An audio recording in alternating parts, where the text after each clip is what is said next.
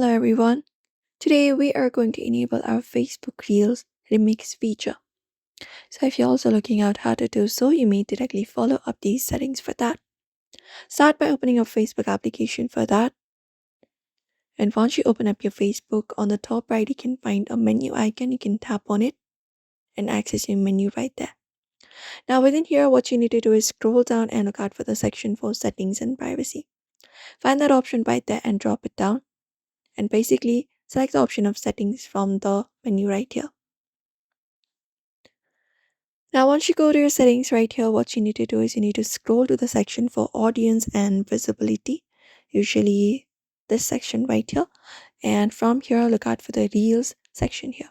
So find reels and tap on it, and within reels, next to the option for allow anyone to remix your future public reels, you just need to tap on it and you need to turn this option on.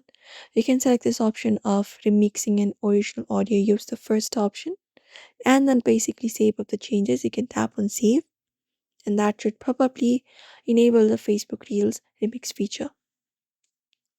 So once this option is enabled, what happens is when you head over to one of the reels available on your Facebook, you can just go over and look out for a three dots. So let me just show you. Let's say this is the reel available. Once you find the reel, you can look out for the three dot and tap on it. And within the three dot, you can look out for the option for remix this reel. For this reel, it is turned off, but if you turn it on your account, if somebody views your reel, they should be able to find this option and tap on it, and they can remix that post for feed content and record video clips, add it, add music, and post it. And that is it. So that is it, everybody.